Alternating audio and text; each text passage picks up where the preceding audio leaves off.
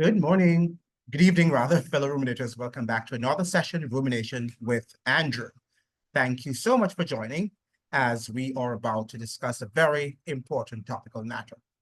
And this evening, we shall be talking about what is happening in terms of the constitutional crisis that is happening right now in Jamaica. I think that if we do not treat this dual citizenship problem or controversy in the way that it should be treated, with very simple, I think it could be rectified, and it's just to go to the Constitution and read it and come up with a thorough interpretation, an in-depth interpretation and analysis of what the Constitution says as regards dual citizenship.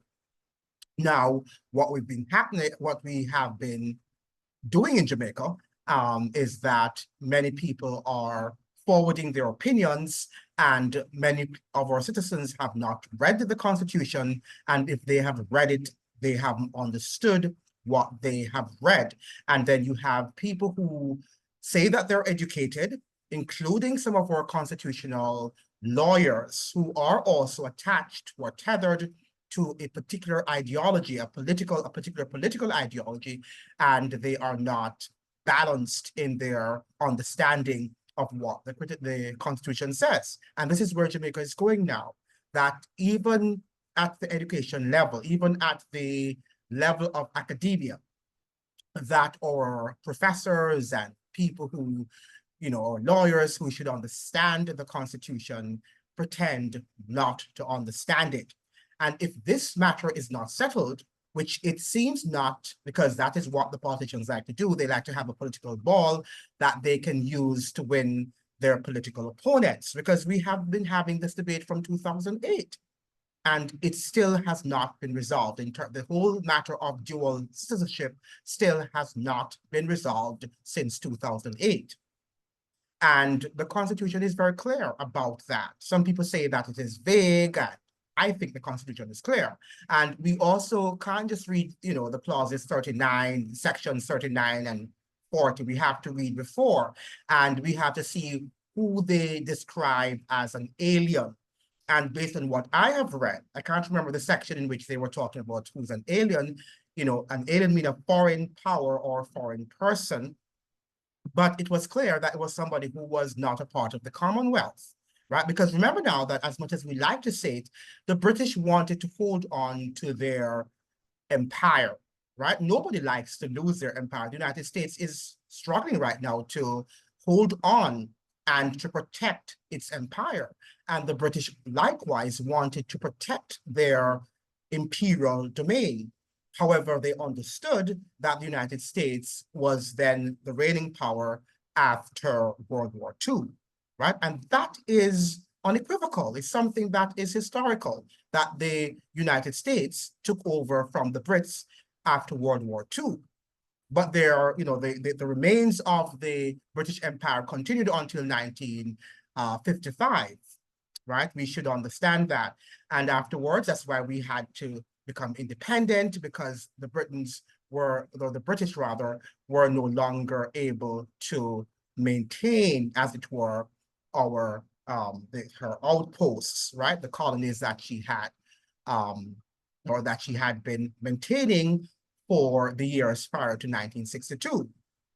And remember now, if you should think about it, most, we saw the efforts at decolonization in the periods of 1950s. So we had Ghana first, which became independent, right, of Great Britain. It was once also a colony of Great Britain. Now, if we do not understand the Constitution, what is going to happen to us? Because the Constitution is the supreme law of the land. And if we're going to now go through a constitutional crisis, it's almost like having no sitting prime minister, right? Because the Constitution is what should direct us in terms of how we should tread in terms of the law, or the laws that should govern our land, right? And we are talking about now our leaders, and we cannot come up with any consensus about what the Constitution says or does not say. It is very important that our politicians understand that we are living in a tribalistic society. Jamaica is a tribalistic country, and if they continue playing this game of politics, it's going to, it's not going to end well. Already we're seeing an uptick in the the numbers of people dying daily, right? We are seeing an uptick in crime and violence. And, one of the reasons why we see an uptick is because a lot of people do not know how to, of course, solve their disagreements, right? And that is perhaps one of the greatest threats to our democracy, crime and violence, right? The rampant crime and violence that we see is quite pervasive in Jamaica, right? That is, can be, seen at every nook and cranny of our society. Nowhere is safe in Jamaica at the moment. Today, I just woke up and this thing, it happened this afternoon, this morning, where another young man, another young footballer was gunned down in Denham Town in downtown Kingston, right? And the gunmen apparently went into his home. They invaded his home, the privacy of his home. They went inside and they gunned him down. So yet another young man has been murdered, right? And last week, we had one who was a that wasn't a football, that was a basketball player who was also gunned down. Well, we're not sure if he was gunned down, but he was murdered, right? His body was found somewhere in Portmore in St. Catherine, right? So we're seeing an uptick in crime and violence. And every day there's some spattering, there's some report of crime and violence. And nobody's talking about that. We're talking about Mark Golding's dual citizenship that is permissible by law. Now, I'm not suggesting here that we should continue with that law, right? We might want to amend that law to suit the realities of the 21st century. However, until that law is changed, then why are we arguing about it, right? We should seek to change those laws. That's what we're, for example, when we look at the Governor General, why should we like to have the head of state being a representative of the king, the current king, right? The former queen, the current king, right? Why should we? Why have we tolerated that for so many years? I mean, he's there because the Constitution says that he is. In fact, the Constitution as it stands now, gives the Governor General an enormous amount of power. In fact, he's more powerful than the Prime Minister, right? If the Governor General wants to wield his power, right, he's the one who is going to be the real brogod, the real Prime Minister, and he can decide to, I think he has the power to fire the Prime Minister, as it were. The fact of the matter is that we are not living in a real democracy. We are living in a constitutional monarchy, right? In a constitutional monarchy. And I have said this before, that this expression, constitutional monarchy, is an oxymoron, because the monarchy or monarchies have never been known to be constitutional, right? They are despotic in every sense of the word. But we must say that, thankfully, we are not living, or we were not living, but we're treading now in the era of authoritarianism, as in previous times, but we are moving back to that, in that direction. Somebody was telling me about Cromwell last night, and we're not living in the time of Cromwell, but I would like to suggest that we are heading back to the time of Cromwell, right? If you look around the world and see what is happening in our world, you'll see that we're moving into that direction of authoritarianism, where we will have, once again, authoritarian governments. Now, the Bible is clear on that, right? That we're heading in the direction of the mark of the beast. And that is going to be an imposition of a mark with a name, right? And it is going to be involving religion, the worship of someone, an institution, a monarchy, if you will, right? Because the Roman Catholic papacy is actually a monarchy, right? So we're moving back in that direction. We see what is happening in the United States, that the United States is not as democratic as we think it is. It's treading on a very thin line right now, a thin line between authoritarianism and democracy, right? There are remnants of democracy left. How long the remnants will remain, we do not know, right? But in Jamaica, we are seeing something that we should be frightened about, that should scare us in terms of, we might be seeing or witnessing Jamaica heading into a constitutional crisis if we do not deal with this matter of dual citizenship. Now, I liked what Michael Abrahams did. He did a very good job today in The Gleaner. And his article is titled My Citizenship Conundrum, right? And he talked about recently opposition leader Mark Golding expressed his support of dual citizens being allowed to sit in the Houses of Parliament in Jamaica, and all hell broke loose. There were demands for Golding to admit if he has British citizenship as well, and when he confirmed it, the governing party excoriated him and demanded he step down from his position as opposition leader.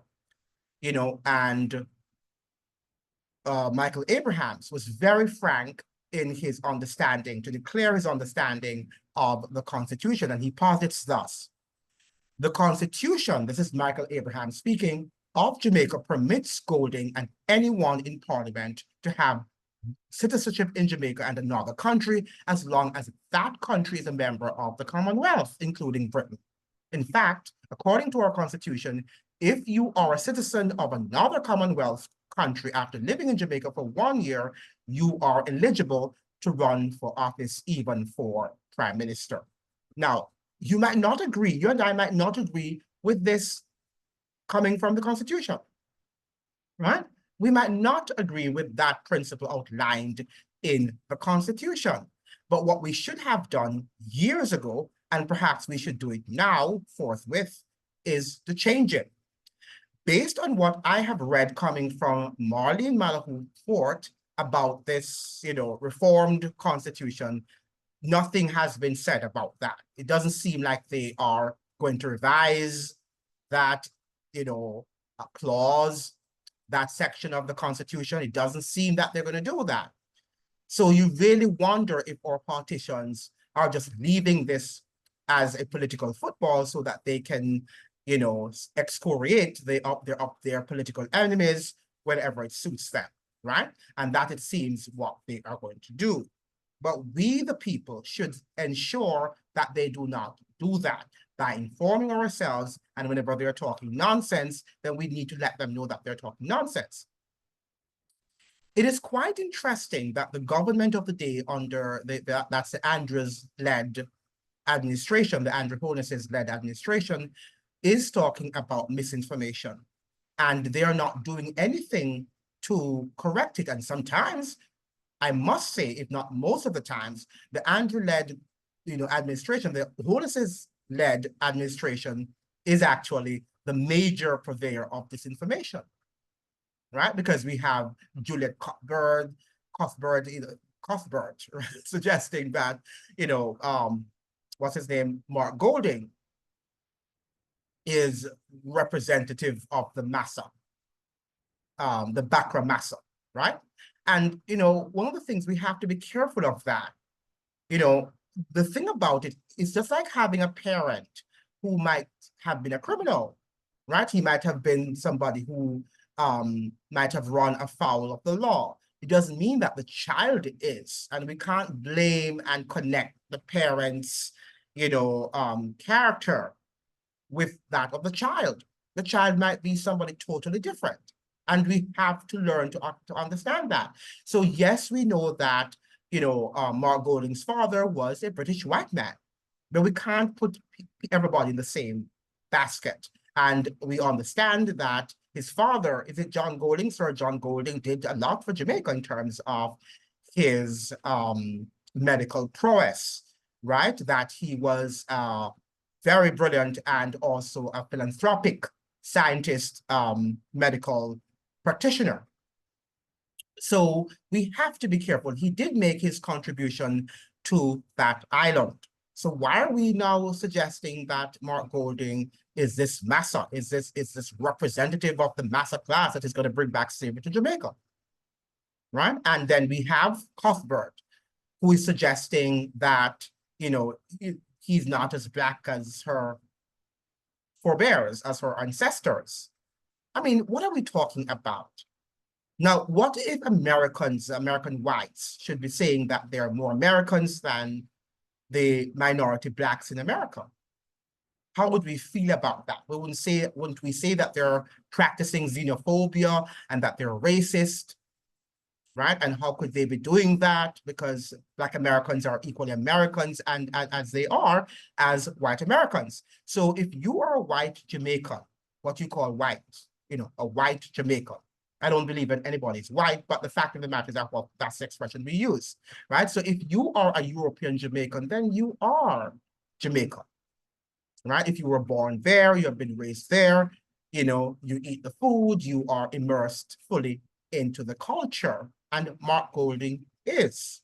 Now, whether he's going to be an excellent prime minister, an effective leader, I can't say that. I don't know the man. What I'm suggesting here is that that should not be the criteria in terms of his dual citizenship, whether or not he qualifies, because he does qualify according to the Constitution. That criterion is clear, and it's time for us to stop debating this topic and move on to more substantive issues that are affecting us, like crime and violence, poverty, economic decay, social decadence, right? We've talked about healthcare, that the fact that our healthcare system is in a deplorable condition at the moment. And these are the issues that should be raised. And we should be hearing from Andrew Holness and from Mark Golding, the oppositional leader, what are their solutions in terms of solving these very intractable issues, right? That's what we should be talking about right now. But we're spending how many weeks now speaking about dual citizenship, which is permissible according to the Constitution. I mean, when we say it's permissible for members, for citizens who are a part of the Commonwealth, all right, who emerge from Commonwealth countries. You and I might not agree with it, right? And that is why it's time for change. It's time to go. Now, where is Mr. Patterson, Mr. PJ Patterson, and also Mr. Bruce Golding? Shouldn't these two former prime ministers be letting their voice heard? I mean, they're not, well, PJ Patterson is a lawyer, Mr. Golding is not one, Mr. Bruce Golding is not a lawyer. But I think they should have some knowledge of the Constitution, having been in politics for so many years. And they should be lending their voices, you know, because one, they represent the two major political parties. You know, Mr. Patterson represents the People's National Party and Bruce Golding, the Jamaica Labour Party. So it is time for them to come out now on probably the same program, like on the Dion Jackson Miller program or another program, in which they will declare their opinions and they will voice their concerns about what is happening, right? Because there should be something now definitive. What about the University of the West Indies and other, you know, University of Technology and the law schools that they have there? Don't they study constitutional law at University of the West Indies? That's the Norman Manley Law School, right? Where Mr. Golding actually went. I understand that Mr. Golding, Mark Golding, is a past student of the Norman Manley Law School. And I would think that they offer courses in constitutional law. So where are they? Where are these experts? Why are they not weighing into the controversy happening in Jamaica right now? Why are we leaving it up to the mob? Right? Because that's what is happening. That's what I see online, this mob mentality, where people who perhaps can't even write a sentence, they are actually saying what they don't know, right? Because they are tethered to this political ideology, whether the PNP or the JLP. Now, we have to be fair. We've got to be fair. Now, I must congratulate a professor, or you know, if he's a lecturer at the University of the West Indies. Let me see his name. I think it's Charles. I think I might have, yeah. And the title of the article in the Gleaner today was Wrong Target, right? And Dr. Christopher Charles, right? Dr. Christopher Charles is a more principled person. He says, describing the furor over opposition leader Mark Golding's British citizenship as cas-cas, University of the West Indies professor Dr. Christopher Charles said he's alarmed Prime Minister Andrew Holness has joined the talk even though there is no constitutional breach, right? Why, as the Prime Minister, is he doing that? Charles, who spoke to the Gleaner on Sunday, said the issue of dual citizenship has been debated for many years, especially since 2008, but has yet to be settled by Jamaica's leaders. And the question is why? Why do they fail to settle this very important matter? And why is it being raised every maybe 5 years, every time we have or an election is on its way? Right? He questioned why the Constitution has not been amended to deal with the matter after more than a decade and why Jamaicans have not pressured legislators to do so, right? Because they're not interested. Jamaicans are tribalistic and they are more vouching for their party rather than vouching for national development. And those of you who are talking about, treason and betrayal, when you are tethered to a particular ideology, a political ideology, you are betraying your country. Because these leaders, make no bones about it, do not consider you to be at their level. And that's why we have 2 Jamaicas. We perhaps have 3 Jamaicas, right? Because they're not going to use your hospitals, right? They're not going to use, many of their children do not go to your schools, right? The political leaders, their children do not go to your schools. Right now, I understand that Andrew Holness's son, maybe sons by now, right? They are in England studying. And most of them go to private schools in England and the United States, perhaps Canada sometimes, right? So these people are not necessarily interested in developing the infrastructure of Jamaica, whether the educational infrastructure, the medical infrastructure, right, the political infrastructure, they're just not interested. And that is how they are betraying you. And they have been betraying you since 1962, right? We can say that, give credit to Michael Manley, he did try, but even his children went abroad to study, right? So the fact of the matter is that we are not on equal footing, right? And the political leaders in Jamaica often side with the Jamaican elites, right? They are in bed with the Jamaican financial elites, right? It's time for us to talk about these people and their, should I say now, their snobbery, if you will, right? They do not really regard Jamaicans as on equal footing with them. So when we talk about Jamaica, we have to look at that. Are we talking about the Jamaica of the haves, or are we talking about the Jamaica of the have-nots?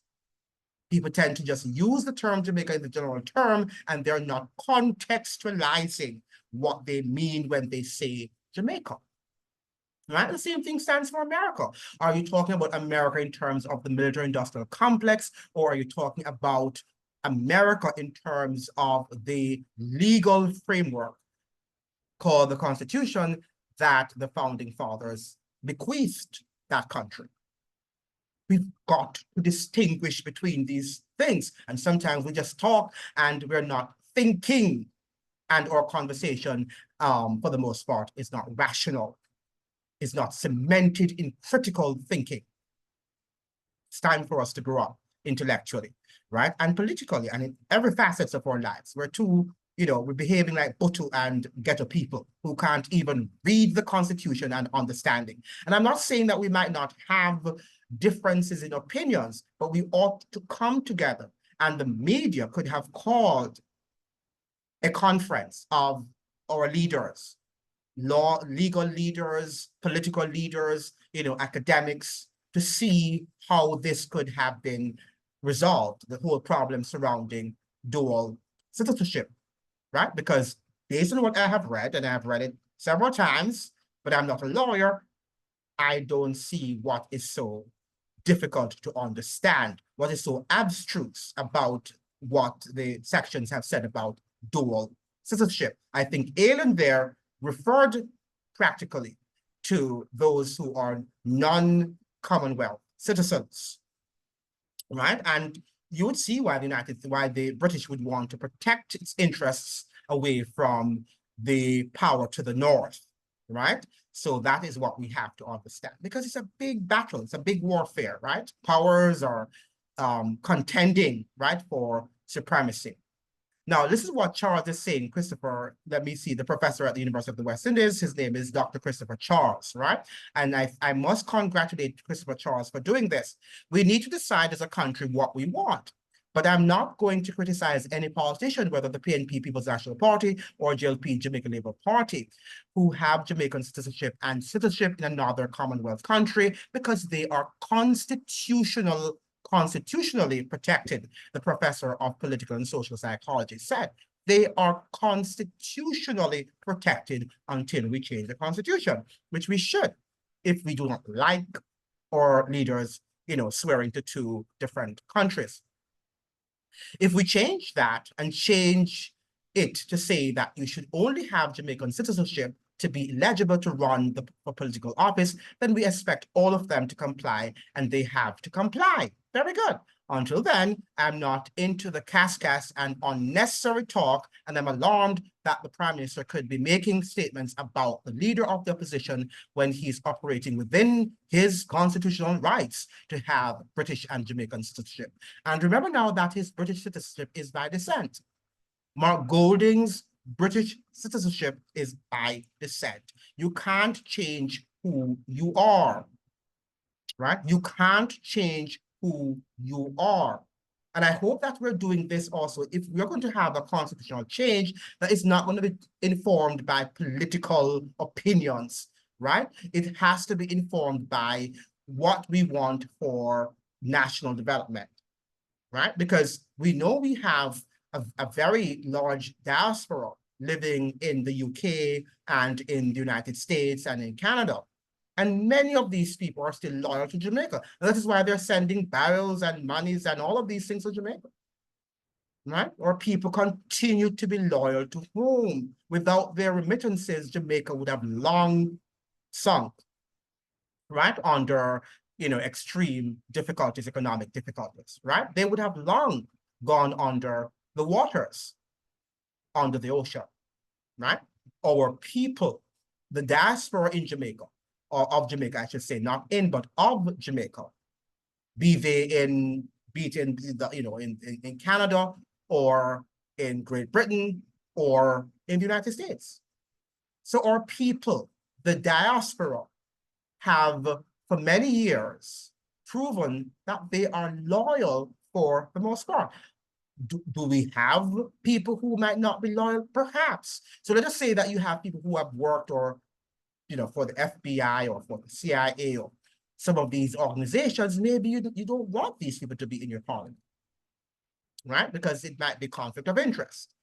But if there were just ordinary people, civil members of the civilian populace, right? They really didn't have any direct relationship with government to say that they're going to betray us.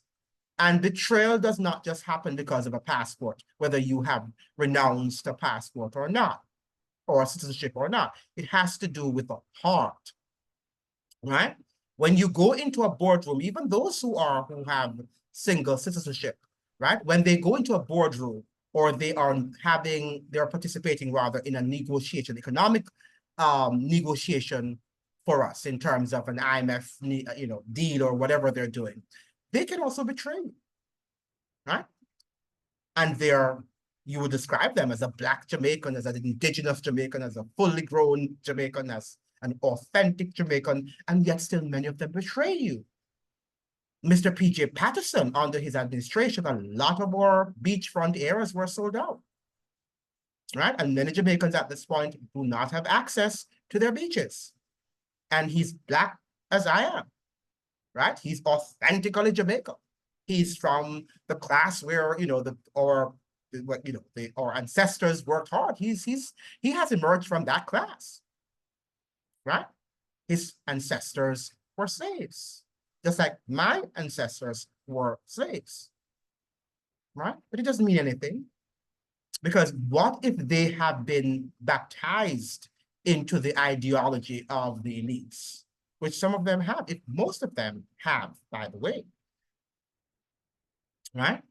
And I'm sure that if PJ Patterson, God forbid, gets ill tomorrow, he's going to the best of treatment wherever it is, whether it's in Miami or, in Canada, or wherever he wants to go, right? Jamaicans, for the most part, if they're sick, God forbid, have to remain in the deplorable conditions or deplorable hospitals, right? They will have to deal with those realities, those harsh medical and whatever realities. They have to deal with those realities, right?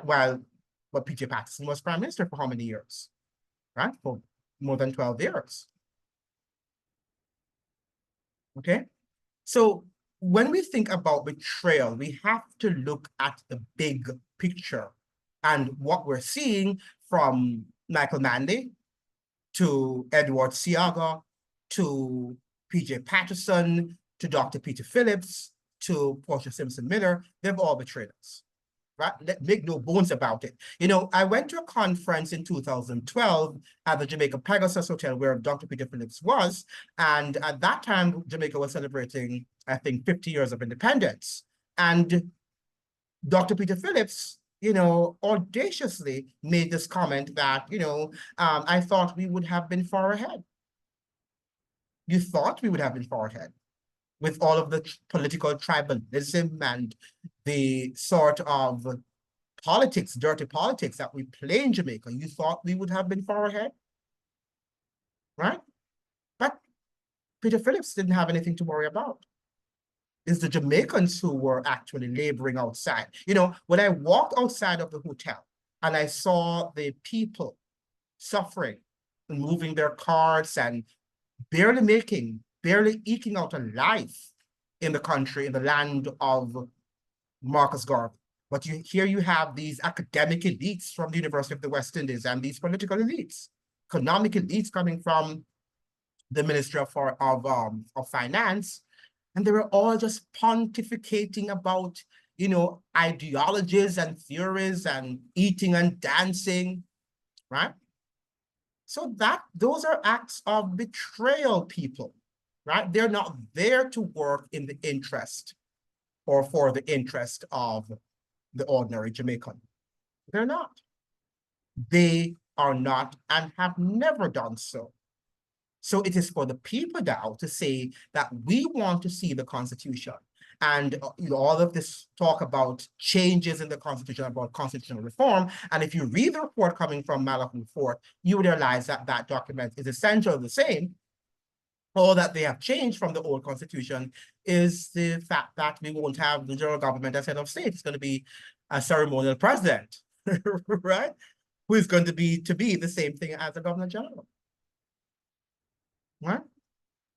This is the Jamaica that we're living in.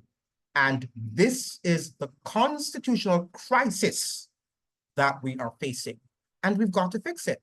But I don't think it will be fixed because it's the way how it is, the elites are having funding. They're having a field day because they understand that our people are largely ignorant and that they can't do anything, that they are disempowered, they are not empowered, and they do not want to be empowered too. Because when you correct our people, you say to them, the obvious, you're saying this is what the Constitution says. No, no, no, go and listen to that expert.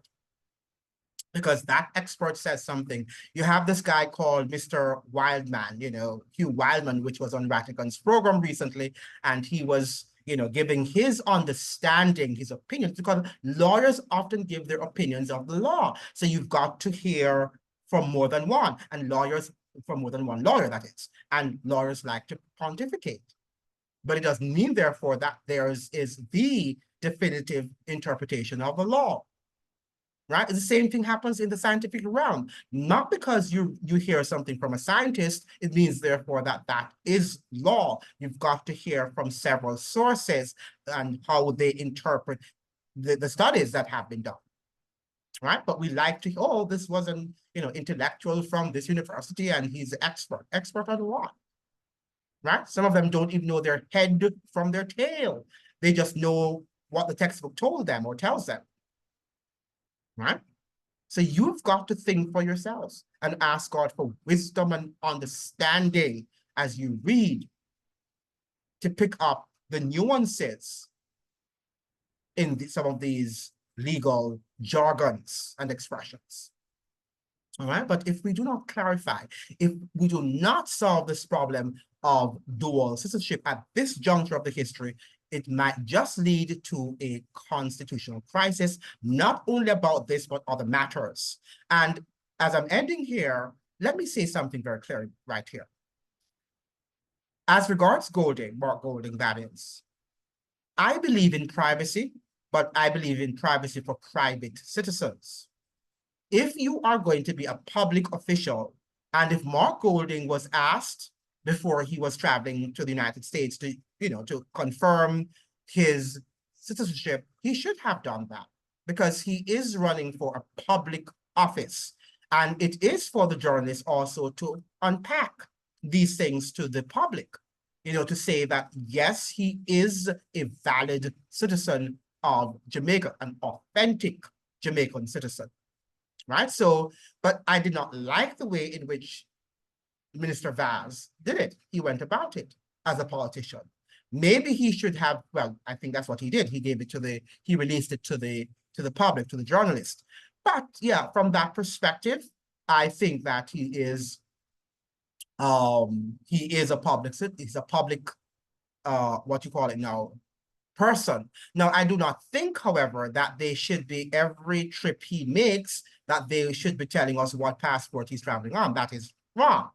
The fact that we know that he has two passports, a Jamaican passport and a British passport, that should suffice. Whether or not Jamaicans want him to be their leaders, the PNP, electorate will decide that, right? But we should not be having this sort of, tit for tat and the cas, as the professor from university suggested, right? It's time for us to sit down and talk about more important matters, matters that are concerning and matters that are urgent and are critical at this juncture of our history. And crime and violence should be at the forefront, and our economic situation, the fact that we have not been progressing economically as a people, as a country, is shameful after 60 how many years of independence, right? That is shameful, and that we continue to live in a tribalistic society, right? We've got to talk about these things. We've got to talk about the use of language, because that is also important. Because if our people were more literate, they would not be behaving, even though I must say that some of the people who we deem to be literate are not much better than the ones who are illiterate. And it is sad, but it is true, right? It is sad. That's a sad comment, but it is true that some of our people who have gone to universities are not behaving much more intelligently than the ones who have not been to a university. Some of the ones who have never been to university are more intelligent. And they can be fair. They can render a fair critique of what is happening in light of the constitutional crisis, the constitutional, affair that we find ourselves in right now in terms of dual citizenship. Now, thank you so much for joining. I hope that you will like and you'll share and you'll subscribe, right? Remember now that you have to like the videos if the videos are going to be shared on the platform. This whole operation, right, is done through AI and, these people, the algorithms and stuff like that. So this is what we have to understand. As soon as you click on the video, like the video so the video can be shared. That's your responsibility, so we can inform as many people as possible. Thank you so much for joining. All the best to you. See you in another one. Adios.